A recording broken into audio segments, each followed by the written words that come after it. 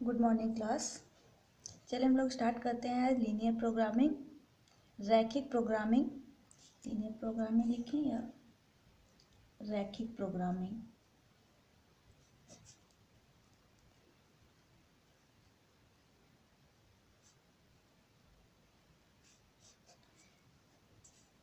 तो देखें, सबसे पहले एक एग्जांपल देखते हैं हम लोग। एग्जांपल से आपको समझ में आएगा कि ये रैखिक प्रोग्रामिंग जो है हम लोग लीनियर प्रोग्रामिंग क्यों पढ़ते हैं, इसका मेन पर्पस हमारा क्या है। ये एक प्रोसेस का नाम है। ये प्रोसेस कब यूज़ किया जाएगा, क्यों यूज़ किया जाएगा, इसकी ज़रूरत क्या होगी, ये एक एग्जांपल देखेंगे। एग्जांपल के थ्रू आपको खुद समझ में आएगा। मान लें कि हमारे पास 50,000 रुपये है, हमारे पास नहीं, मान लें डीलर के पास। ठीक है, डीलर के पास 50,000 रुपये हैं इन्वेस्ट करने के लिए, और उसके पास 60 पीस रखने की जगह है। 60 टेबल या कुर्सी, कोई भी 60 चीज़ रखने की उसके पास जगह है, स्टोरेज सिस्टम। ठीक है, और ये चीज़ है कि टेबल की प्राइस 2,500 है, और एक टेबल बेचता है तो उसको 250 रुपये प्रॉफिट होता है। ओके, और चेयर का दाम है 500 रुपये, और एक चेयर पे प्रॉफिट उसे 75 रुपये मिलता है। तो बात समझ में आई क्या क्या कंडीशन है। टेबल की प्राइस 2,500 रुपये है, चेयर की 500, एक टेबल बेचने पे 250 रुपये का प्रॉफिट होता है, एक चेयर बेचने पे 75 रुपये का प्रॉफिट होता है। तो अब बात आती है कि 60 पीसेस रख सकता है, या 60 टेबल 60 कुर्सी, कुछ भी, दोनों मिक्स करके 60 चीज़ें ही बस रखने की उसके पास जगह है, और 50,000 रुपये है। तो अब क्या करे कि अब वो सोच रहा है क्या टेबल कितना खरीदें, चेयर कितना खरीदें ताकि हमें प्रॉफिट ज़्यादा से ज़्यादा हो। उसका मेन पर्पज़ तो क्या है, प्रॉफिट कमाना, प्रॉफिट सबसे ज़्यादा हो। तो मान लो सिर्फ वो टेबल खरीद ले, सिर्फ टेबल खरीदे। टेबल खरीदा मतलब 2,500 का एक टेबल है, तो 50,000 में 2,500 डिवाइड करेंगे तो 20 टेबल खरीद सकता है। 20 टेबल खरीदा मतलब 20 टेबल जब बेचेगा तो उसे कितना प्रॉफिट होगा, 5,000 रुपये, क्योंकि एक टेबल पे तो 250 का प्रॉफिट है। तो 20 इंटू 250 करेंगे तो 5,000 रुपीज़ का प्रॉफिट हुआ। अब मान ले कि वो सिर्फ चेयर खरीदेगा, टेबल एक भी नहीं खरीदेगा, सिर्फ चेयर खरीदता है। सिर्फ चेयर खरीदेगा तो कितनी चेयर खरीदेगा, 500 की एक चेयर है, मतलब 100 चेयर खरीदेगा। लेकिन हमारे पास जगह क्या है, 60 की तो जगह है, बाकी 40 तो नहीं रख सकता। मतलब उसे मजबूरी में अगर सिर्फ चेयर खरीदना चाहे तो उसे सिर्फ 60 ही चेयर खरीदना पड़ेगा। उसका पैसा तो बच ही गया, लेकिन सिर्फ 60 चेयर खरीद सकता है, 60 से ज़्यादा चेयर नहीं खरीद सकता। तो प्रॉफिट कितना होगा, 4,500 रुपये का। अभी देखें, सिर्फ टेबल खरीदा तो उसे 5,000 का प्रॉफिट हुआ, सिर्फ चेयर खरीदा तो उसे 4,500 का प्रॉफिट हुआ, और कुछ पैसे भी तो बच गए। यहाँ देखें, 100 चेयर 40 चेयर के पैसे भी बचे, और 4,000 रुपये का प्रॉफिट भी हो गया। और यहाँ पूरे पैसे इन्वेस्ट करने पे 5,000 का प्रॉफिट हो रहा है। इसी तरीके से अगर मान लें 50 चेयर खरीदता है, 10 टेबल खरीदता है, तो 50 चेयर खरीदेगा, 60 की जगह है तो 60 चीज़ रखा रही, 50 और 10 60, 50 चेयर खरीदा मतलब 50 में उसका प्रॉफिट हुआ 750 का, और 10 टेबल में उसका प्रॉफिट हुआ, नहीं 75 रुपये, सॉरी, 250 का। तो पूरा जोड़ने पर हमारा 6,220 रुपये का प्रॉफिट हो रहा है, इतने रुपये का प्रॉफिट हो रहा है। तो तीनों केस अगर देखें तो इस वाले केस में 5,000 का प्रॉफिट, इसमें 4,500 का प्रॉफिट, और कुछ पैसे भी बच गए, इसमें हमारा 6,250 का प्रॉफिट। तो यहाँ क्या समझ में आ रहा है कि हम इसी तरीके से कई केसेस बना सकते हैं। 40 चेयर 20 टेबल, 55 चेयर 5 टेबल, ऐसे ऐसे करके बहुत नंबर है। तो क्या हम लोग हर एक केस को सॉल्व करें, उसके बाद देखें कि कब प्रॉफिट सबसे ज़्यादा आ रहा है। क्या ये रियल में पॉसिबल है कि एक एक नंबर पे हम लोग चेक करें, पॉसिबल नहीं है ना। तो लीनियर प्रोग्रामिंग क्या करता है, ऐसी सिचुएशन जहां हमारा लिमिट दिया हो, लिमिट दी है मैंने, पैसे की लिमिट दी हुई है, स्टोरेज की लिमिट दी हुई है, और पूछेगा कि किसी चीज को, कोई फंक्शन अगर हम बना दे, मान ले प्रॉफिट हुआ, प्रॉफिट मैक्सिमाइज करना है, मैक्सिमाइज या लॉस मिनिमाइज, कुछ भी करना है। मतलब किसी चीज को कोई हमारी लिमिट दी हो, पैसे की डाइट की जो भी हो वो तो क्वेश्चन देखने पे आपको समझ में आएगी। कोई हमें लिमिट दी हो और उसके पास उस लिमिट के अंदर हमें कोई चीज़ मैक्सिमम और मिनिमम करनी है, उस लिमिट के अंदर मैक्सिमम या मिनिमम कब होगी ये पता करनी है, तो उसके लिए हम लोग लीनियर प्रोग्रामिंग यूज़ करते हैं। जैसे यहाँ कैसे यूज़ करेंगे देख ले। अगर मान लें टेबल एक्स है, एक्स टेबल खरीदा, वाई चेयर खरीदा, ओके, तो हमें पता है कि एक्स और वाई सबसे मिनिमम क्या हो गया, या तो जीरो हो गया, जीरो से बड़े होंगे। वाई क्या होगा, या तो जीरो टेबल खरीदेगा या तो 1 2 3 4 5 जितने जीरो से बड़े होंगे। मतलब ये जो कांस्टेंट है, विरोध है, वो हमेशा क्या होगा, नॉन नेगेटिव होगा, क्योंकि कोई एक नंबर है ना, नंबर तो कभी नेगेटिव नहीं ना जा सकता। और दूसरी बात देखें, दोनों को ऐड जब करेंगे, चेयर प्लस टेबल हमेशा क्या होना चाहिए, 60 से कम होना चाहिए। पूरे सेंटेंस को देखो कैसे हम लोगों ने समीकरण में कन्वर्ट कर दिया, x plus y is less than equal to 60, दो कंडीशन दी हुई है। और दूसरी बात ये कह रहा है, अगर x टेबल खरीदे तो कितना पैसा खर्च करना पड़ा, 2500 इंटू एक्स। अगर y चेयर खरीदे तो 500 इंटू एक्स। ये सारे पैसे जितने भी हैं वो 50,000 से कम होने चाहिए। तो हमारा कितना समीकरण बना, एक ये बना, एक ये बना और एक ये बना।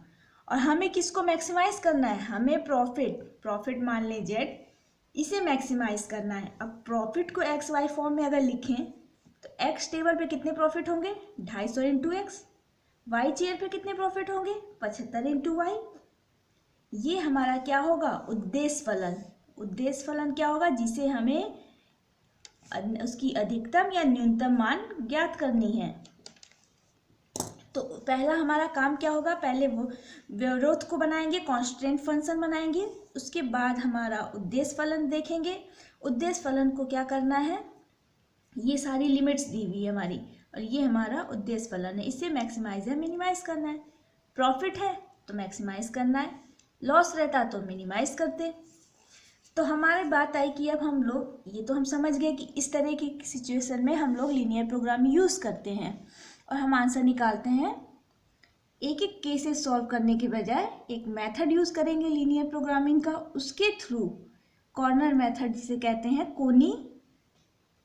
कोनी प्रोसेस, मतलब कॉर्नर पॉइंट के बिंदुओं को देख के हमें कॉर्नर पॉइंट पे जो बिंदु रहेंगे उनके थ्रू पता करेंगे, ना कि एक एक केसेस पे जाएंगे। तो चलिए देखते हैं कि ये रैखिक प्रोग्रामिंग जो है वो उसके स्टेप क्या हैं, सॉल्व करने के स्टेप क्या है, कॉर्नर मेथड के थ्रू हमारे स्टेप क्या बनते हैं। तो कॉन्सेप्ट यहाँ तक समझ में आया कि क्या यूज़ है, कहाँ यूज़ है। अब बातें आती है रैखिक प्रोग्रामिंग। तो सबसे पहला स्टेप हमारा रहेगा, रैखिक प्रोग्रामिंग समस्या का सुसंगत क्षेत्र ज्ञात कीजिए और कोणीय बिंदु को ज्ञात कीजिए। सुसंगत क्षेत्र क्या होता है, इसके लिए सबसे पहले हमें क्या आना चाहिए, चलिए साइड में लिख देते हैं। जो हम लोगों ने इनइक्वालिटी वाले इक्वेशन पढ़े थे ग्राफिकल मेथड से सॉल्व करने के, वो मेथड आना चाहिए। इनइक्वालिटी का सॉल्यूशन ग्राफिकल मेथड से नहीं ध्यान आ रहा हो तो 11th वाली बुक में जाएं, एक बार रिकॉल करें कि ग्राफिकल मेथड से कैसे करते हैं, क्योंकि उसके बिना ये नहीं हो सकता। ये समीकरण दिया हुआ है, इसे ग्राफ के थ्रू कैसे सॉल्व करेंगे ये हम क्लास 11th में सीख चुके हैं। हम मान के चल रहे हैं कि आपको याद है, आगे उसी हिसाब से आगे बढ़ते हैं। तो सबसे पहले जितने भी आपने इक्वेशन बना रहे हैं रैखिक, पहले तो ये इक्वेशन बनाएंगे, ये 1 2 3 नहीं, बनाया भी दिया जा सकता है या बनाना भी पड़ेगा। मान लें ये इक्वेशन दी हुई है, तो सबसे पहला काम क्या रहेगा, ये जो इनइक्वालिटी है उनको पहले ड्रॉ करेंगे, पूरी इनइक्वालिटीज़ को। उसके बाद उसमें से जो सुसंगत क्षेत्र मतलब फिजिबल रीजन है, जो फिजिबल रीजन क्या है, जो सोल्यूशन हमारा आ रहा है, जो हमारा सोल्यूशन आएगा सबको सॉल्व करने के बाद, वही हमारा क्या होता है, सुसंगत क्षेत्र, उसे ज्ञात करना है। उसके बाद हम लोग उसका कोणीय बिंदु को ज्ञात करेंगे। कॉर्नर पॉइंट मीन्स जो भी क्षेत्र अगर बनता है, मान ले ये ऐसे कट कर दिया, तो यहाँ देखो ये वाला अगर क्षेत्र आंसर है हमारा, तो इसका कोणीय पॉइंट क्या होगा, पॉलीगॉन जो भी बन रहा है, तो एक ये हुआ, एक ये हुआ, एक ये हुआ और एक सॉरी आपको दिखा नहीं, मान ले 2 लाइन बनाए और ये हमारा सुसंगत क्षेत्र है। तो इसका कोणीय बिंदु क्या होगा, एक यहाँ पे हुआ, एक यहाँ हुआ और एक यहाँ हुआ। कोणीय बिंदु मतलब रेखाएं जहाँ एक दूसरे को फिजिबल रीजन जो है हमारा सुसंगत क्षेत्र है वहाँ उसके जो कॉर्नर पॉइंट है, जो रीजन बाउंडेड है उनके जो कॉर्नर पॉइंट है वहाँ जहाँ लाइन इंटरसेक्ट कर रही है वही ना कॉर्नर पॉइंट हुए, वो सारे जो कॉर्नर पॉइंट है उसे कहेंगे हम लोग कोणीय बिंदु या कॉर्नर पॉइंट्स कहेंगे। उसे हम लोग ज्ञात करेंगे। कैसे ज्ञात करेंगे, जहाँ दो लाइन इंटरसेक्ट कर रही है वही पॉइंट है हमारा। कहीं पे भी इंटरसेक्ट कर रही है नहीं, फिजिकल जो दो लाइन जहाँ इंटरसेक्ट कर रही हैं और फिजिबल रीजन में है वही कोणीय बिंदु बस देखेंगे हम लोग। दूसरा हमारा रहेगा उद्देश्य फलन जो दिया हुआ है ऑब्जेक्टिव फंक्शन, उसका मान प्रत्येक कोणीय बिंदुओं पर ज्ञात कीजिए। ओके, प्रत्येक कोणीय बिंदु पर ज्ञात करेंगे और उसमें एम और कैपिटल एम और स्मॉल एम क्रमशः क्या होंगे, उन बिंदुओं पर अधिकतम तथा न्यूनतम मान। कैपिटल एम क्या होगा, मैक्सिमम वैल्यू, एम क्या होगा, स्मॉलेस्ट वैल्यू। अब फिर बात आई सुसंगत क्षेत्र अगर परिबद्ध है, अगर बाउंडेड है तो कोई प्रॉब्लम नहीं। अगर वो सुसंगत क्षेत्र बाउंडेड है, फिजिबल रीजन बाउंडेड है तो एम कैपिटल एम उसकी मैक्सिमम वैल्यू होगी और कैपिटल स्मॉल एम उसकी ऑब्जेक्टिव फंक्शन मतलब उद्देश्य फलन की न्यूनतम मान होगा, उसमें कोई प्रॉब्लम नहीं होगी। यदि सुसंगत क्षेत्र अपरिबद्ध है तो क्या करेंगे, हम एक समीकरण सॉल्व करेंगे। कौन सा, ax प्लस बी वाई, जहाँ z देखें यहाँ पे हम लिख दें z की वैल्यू क्या है, ax प्लस बी वाई अगर है, z की वैल्यू अगर ax प्लस बी वाई है तो ax plus b y is greater than m। ये वाला समीकरण ड्रॉ करेंगे हम लोग ग्राफ में। उसके बाद देखेंगे कि कोई भी बिंदु सुसंगत क्षेत्र में पड़ रही है कि नहीं पड़ रही है। अगर कोई भी बिंदु सुसंगत क्षेत्र में ना पड़े तो m जो होगा क्या होगा, उसका अधिकतम मान होगा। Similarly ax plus b y less than m small m जब हम लोग ड्रॉ करेंगे उसके बाद देखेंगे कि कोई भी बिंदु, ये वाली जो ड्रॉ की है इसमें और सुसंगत क्षेत्र में कोई बिंदु अगर उभयनिष्ठ नहीं है, उभयनिष्ठ नहीं है मतलब कॉमन नहीं है तो इसका तो हम लोग m को क्या कहेंगे, उसका न्यूनतम मान। अब क्वेश्चन करते जाएंगे, खुद ब खुद कॉन्सेप्ट समझ में आ जाएगा। स्टेप क्या करना है, सबसे पहला स्टेप हमें क्या करना है, फिजिबल रीजन ग्राफ बनाने हैं। ग्राफिकल मेथड से हमें क्या निकालना है, सुसंगत क्षेत्र निकालना है। सुसंगत क्षेत्र और उसके कॉर्नर पॉइंट निकालने हैं। कॉर्नर पॉइंट निकालने के बाद हमें क्या करना है, उन सारे बिंदुओं पे फिर z की वैल्यू ज्ञात करनी है। जो सबसे छोटी वैल्यू होगी और उसको स्मॉल m लिखेंगे, जो सबसे बड़ी वैल्यू होगी उसे कैपिटल M लिखेंगे। यदि सुसंगत क्षेत्र परिबद्ध है तो स्मॉल m उसका न्यूनतम मान हो जाएगा, कैपिटल M उसका अधिकतम मान हो जाएगा। यदि सुसंगत क्षेत्र अपरिबद्ध है तो हम लोग एक नया समीकरण बनाएंगे, ax plus b y greater than m। अगर ये वाली रेखा से द्वारा अर्धतल जो आ रहा है वो सुसंगत क्षेत्र में ना पड़े, नहीं, ये वाली रेखा द्वारा जो अर्धतल का कोई बिंदु अगर सुसंगत क्षेत्र में ना पड़े तो m मैक्सिमम वैल्यू होगी। यदि m को z का न्यूनतम मान लेते हैं तो ax plus b y less than y द्वारा खुले अर्धतल और सुसंगत क्षेत्र में कोई बिंदु उभयनिष्ठ नहीं है तो m क्या होगा, उसका न्यूनतम मान होगा। दोबारा हम रिपीट कर दिए हैं। चलो क्वेश्चन देखें, क्वेश्चन कैसे दिया होगा, दो तरीके से दे सकता है। एक आपको ये समीकरण बनाने को दे देगा या समीकरण बनाया रहेगा। यहाँ हमारा उद्देश्य फलन दिया हुआ है,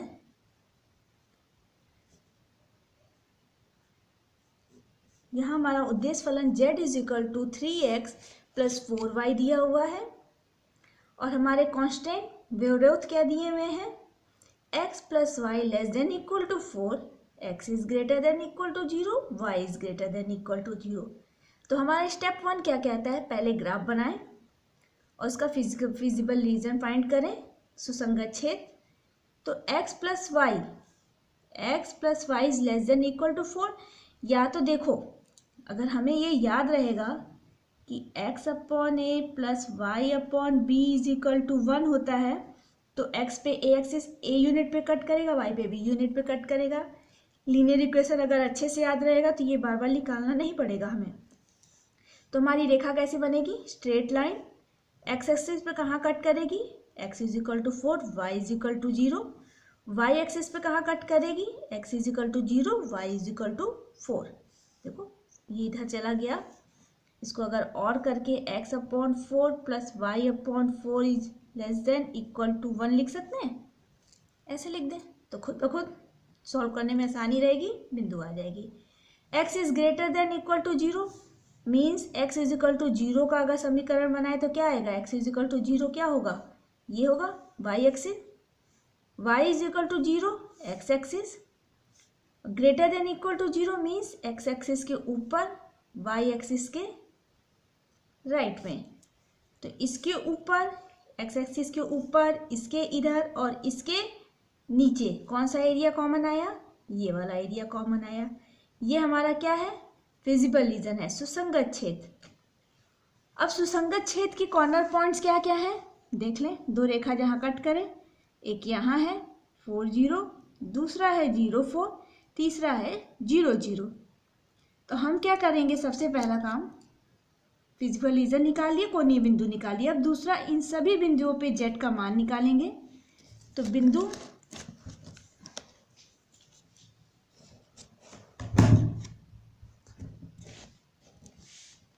देखिए बिंदु 0 4 लिख दिया, 4 0 लिख दिया, 0 0। इस तरीके से कॉलम में अगर लिखेंगे तो सही रहेगा। जेड की वैल्यू 3x प्लस 4y का मान देख लें। Z is equal to x is equal to 0, तो 0 4 4 जा 16, एक्स इज इक्वल टू 4 4 3 4 जा 12, y is equal to 0 12, x is equal to 0, y is equal to 0 पे 0। तो ये हमारा क्या हो जाएगा, स्मॉल एम, ये हमारा क्या हो जाएगा, कैपिटल एम।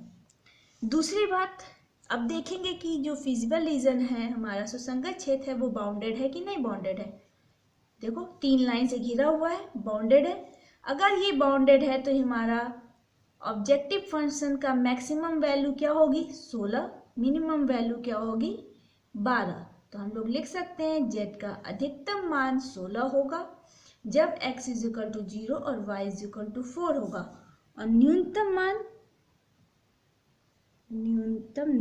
भी लिख देते हैं, न्यूनतम मान 12 होगा जब x इज इक्वल टू 4 और y इज इक्वल टू 0 होंगे। ठीक है, लिख सकते हैं। ये तो हमारा बेसिक था, बेसिक मेथड से स्टार्ट किया था। एक दो क्वेश्चन और करेंगे, खुद ब खुद समझ में आएंगे। चलें नेक्स्ट क्वेश्चन देखें। नेक्स्ट क्वेश्चन कह रहा है इसका जो ऑब्जेक्टिव फंक्शन है z is equal to -3x plus 4y का न्यूनतम मान हमें ज्ञात करना है। और कांस्टेंट क्या क्या दिए हुए, x plus 2y less than equal to 8, 3x plus 2y less than equal to 12, x is greater than equal to 0, y is greater than equal to 0।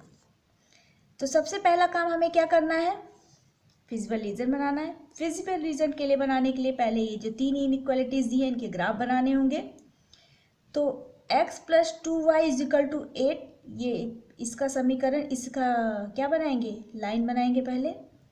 तो हमने बोला कि ये चीज़ इसमें हमेशा याद रखें ताकि लाइन बनाने में आसानी रहे। तो 8 से दोनों तरफ क्या करें, भाग कर दें। तो x upon 8 plus y upon 4 is equal to 1। मतलब ये जो रेखा बनेगी x पे 8 पे कट करेगी, x पे 8 पे कट करेगी, y पे 4 पे कट करेगी।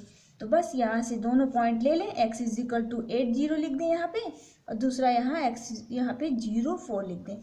दोनों लाइन को ज्वाइन कर दें। तो ये हमारा किसका समीकरण आ गया, हमारा समीकरण आ गया x प्लस 2y। अब लेस देन इक्वल टू 8 है, लेस देन इक्वल टू 8 के लिए चेक करने के लिए क्या कहा था, कोई एक बिंदु ले लें, मेनली ओरिजिन लेते हैं मूल बिंदु, और उसके बाद देखते हैं क्या वो सेटिस्फाई कर रहा है कि नहीं कर रहा है। अगर करता है तो जो रीजन में मूल बिंदु आएगा वही वो रीजन होगा, अदरवाइज उसके अपोजिट वाला रीजन होगा। तो यहाँ x is equal to 0, y is equal to 0 means 0, 0 तो 8 से बड़ा छोटा ही है, मीन्स रीजन कौन से आएंगे, इसके लेफ्ट साइड वाले रीजन आएंगे, ठीक है, इसके लेफ्ट साइड वाले region. Similarly 3x plus 2y less than equal to 12 का समीकरण लिखें। 3x plus 2y is equal to 12, 12 से दोनों तरफ भाग कर दें। x upon 4 plus y upon 6 is equal to 1, मतलब x पे 4 यूनिट कट करेगा, y पे 6 यूनिट कट करेगा। रेखा बना दें, स्ट्रेट लाइन, यहाँ 0 6 4 0, 3x plus 2y less than equal to 12। अब इसका रीजन चेक करने के लिए क्या करेंगे, x को 0 y को 0 mean 0, 0 is less than equal to 12, 12 से कम है तो मतलब इसके भी जो मूल बिंदु वाले रीजन होंगे वही होंगे। इस एक्सिस के इधर, इस एक्सिस के इधर, सॉरी इस लाइन के इस साइड और इस लाइन के भी लेफ्ट साइड, ठीक है। x is greater than equal to 0, x is greater than equal to 0 means x is greater than, x is equal to 0 तो x एक्सिस इधर साइड होगा। y is greater than equal to 0 means इस side. अब देखें, इसके इधर चलना है, इसके इधर चलना है, मतलब फर्स्ट क्वाड्रेंट में, उसके बाद इसके नीचे, तो कौन सा एरिया कॉमन आया, ये वाला एरिया कॉमन आया। फिजिबल रीजन मिल गए हमें, फिजिबल रीजन मिल गए तो अब क्या करें, उसके कोणीय बिंदु को देखें, कॉर्नर पॉइंट्स।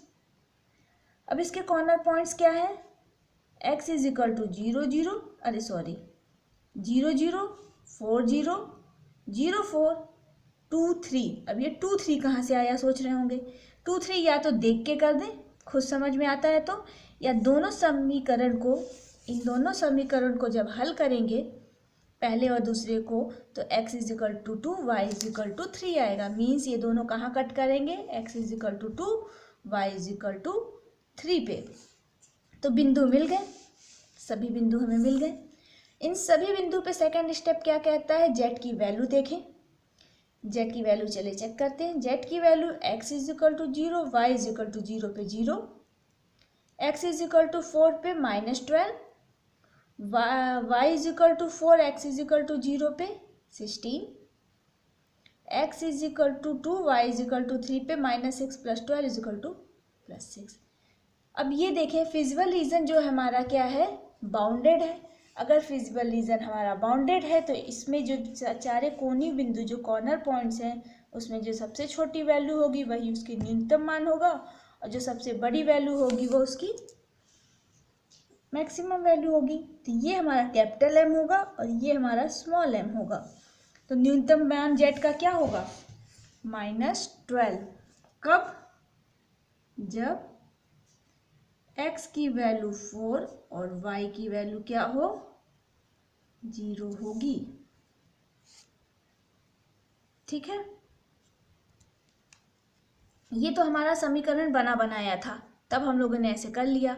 अब जब हमारा ये इन इक्वेशन जो हमारे हैं, z ना ऑब्जेक्टिव फंक्शन बना बनाया होगा ना उनके कांस्टेंट बने बनाए होंगे, हमें क्या होगा, ये बनाना होगा। अब ये कैसे बनाएंगे हम लोग, वर्ड प्रॉब्लम में अगर दिया हो कैसे बनाएंगे ये देखते हैं। कह रहा है एक प्रकार का केक, ये क्वेश्चन देखते रहते खुद समझ आएगा। एक प्रकार का केक में 200 ग्राम आटा लगते हैं और 25 ग्राम वसा का आवश्यकता पड़ती है। दूसरे प्रकार का केक जब बनाया जा रहा है तो उसमें 100 ग्राम आटा लग रहे हैं और 50 ग्राम वसा लग रहे हैं। केकों की अधिकतम संख्या बताओ कितनी। अगर हमारे पास 5 किलो आटा है, 1 किलो वसा है, ठीक है। अब 5 किलो आटा और 1 किलो वसा में हम क्या है बताने हैं कि पहले प्रकार और दूसरे प्रकार के, पहला प्रकार या दूसरा प्रकार, दोनों में से जितनी संख्या जो भी है वो संख्या बताओ कि पहले प्रकार का कितना केक बने और दूसरे प्रकार का कितना केक बने, कि जो केक की संख्या हो उतने ही समान में सामग्री में केक की संख्या ज़्यादा बने। क्योंकि देखें यहाँ वसा 50 ग्राम लग रहा है, इसमें 25 ग्राम लग रहा है, लेकिन इसमें 100 ग्राम आटा लग रहा है, इसमें 200 ग्राम। तो दोनों प्रकार के केक कितने कितने बनाएं कि संख्या जो हो अधिकतम हो। लीनियर प्रोग्रामिंग यूज होगी कॉर्नर मेथड से। तो सबसे पहला काम हम लोग क्या करेंगे, पहले प्रकार का केक मान लिया x बनाया, दूसरे प्रकार का केक हम लोगों ने y बनाया, ठीक।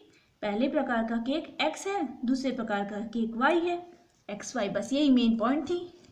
अब कहता है अगर पहले प्रकार का केक x है तो इसमें कितने आटे लगेंगे, 200 ग्राम इंटू एक्स, और दूसरे में कितने आटे लगेंगे, 100 ग्राम इंटू वाई।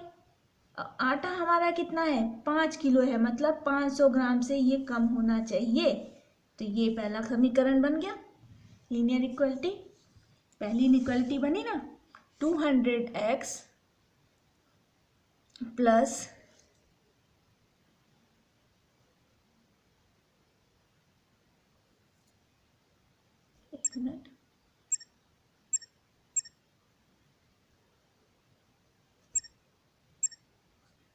200x कहाँ गया, हाँ, प्लस 100y। इसकी मात्रा क्या है, 5000 से कम होनी चाहिए, मतलब 5 किलो से कम होनी चाहिए। जब यहाँ ग्राम लिख रहे हैं तो यहाँ भी तो ग्राम रहेगा। इनइक्वलिटीज क्या कहती है, यूनिट तो सेम होनी चाहिए ना।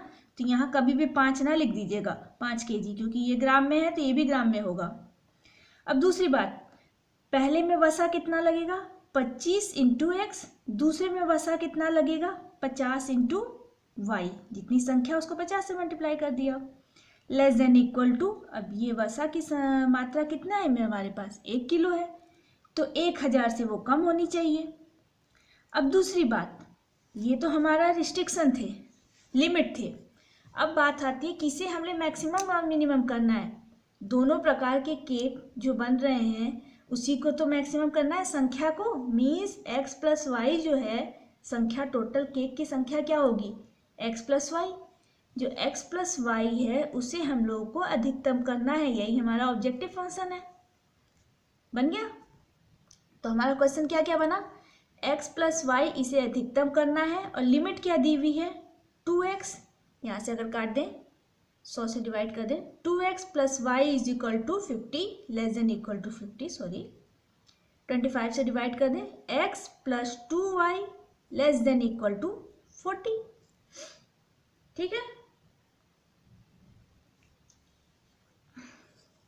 और दूसरा देखें, यहीं पे देख लें, x की संख्या क्या होनी चाहिए, ग्रेटर देन इक्वल टू 0, और y की value greater than equal to 0। y कभी नेगेटिव में होगा, कहेंगे हम लोग कि -2 केक बनाए, या तो एक भी केक नहीं बनाएंगे, या तो 1 2 3 कुछ तो बनाएंगे।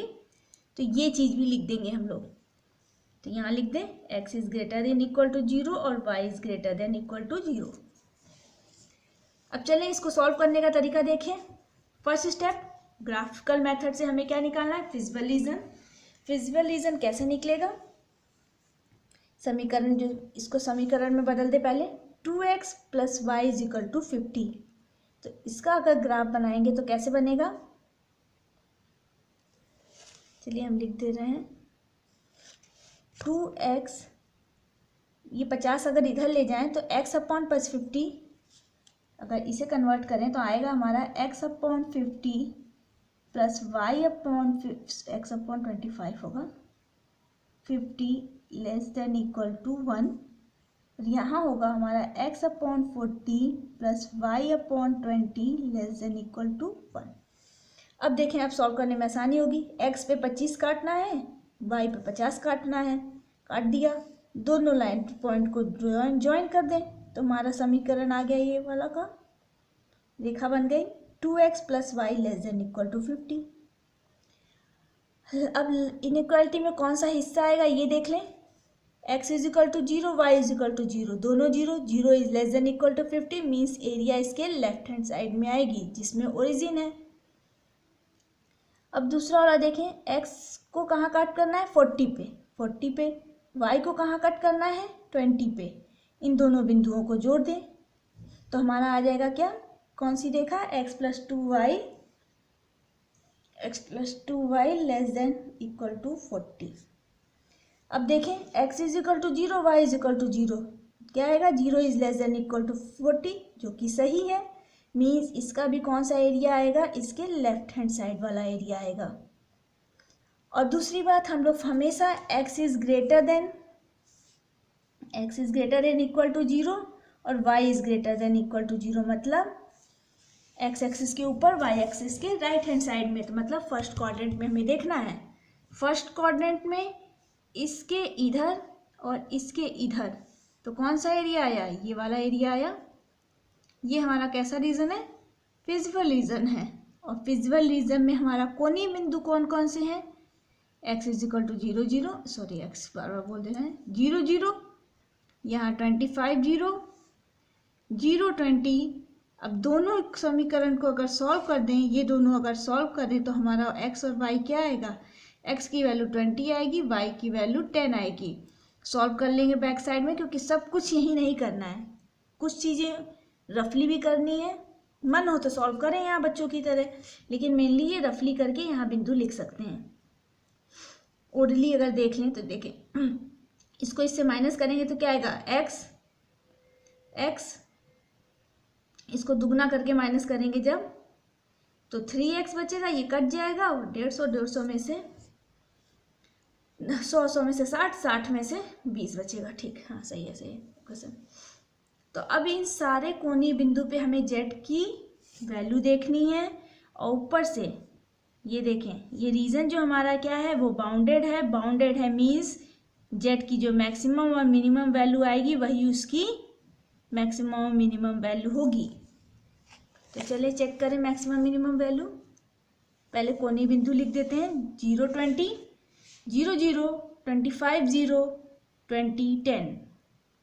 z की वैल्यू क्या आई? 0 + 20, एक मिनट, 0 + 20 20 ना होगी, 0 + 0 0, 25 + 0 25, 20 + 10 30। तो z का मैक्सिमम मान क्या होगा? 30 होगा, जब x की वैल्यू 20 और y की वैल्यू 10 होगी। मीन्स प्रथम प्रकार का केक की संख्या क्या हो? 20, और दूसरे प्रकार के केक की संख्या क्या हो? 10 हो। यही चीज है, ये हमारा आंसर हो गया।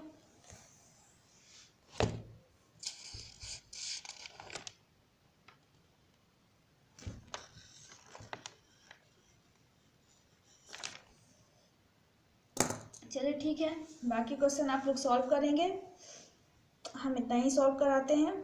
अगर आपको कोई प्रॉब्लम होगी नीचे कमेंट्स में लिखेंगे जो क्वेश्चन सॉल्व करने को, वो क्वेश्चन की सॉल्व करके हम वीडियो डाल देंगे। अदरवाइज हम एक्स्ट्रा सॉल्व नहीं करने जा रहे हैं, क्योंकि आप लोगों को जब देखना ही नहीं तो हम क्या इतना मेहनत करके करेंगे। जिनको प्रॉब्लम होगी, लगेगा कि ये क्वेश्चन नहीं आ रहा है, नीचे कमेंट्स में करेंगे, उसका वीडियो हम बनाएंगे, अपलोड कर देंगे। बाकी आप खुद से कर सकते हैं, हर टाइप के क्वेश्चन हमने बता दिए, बस इक्वेशन बनाने, एक्स वाई लेने, इक्वेशन बनाने, ग्राफिकल मेथड से सॉल्व कर देने हैं।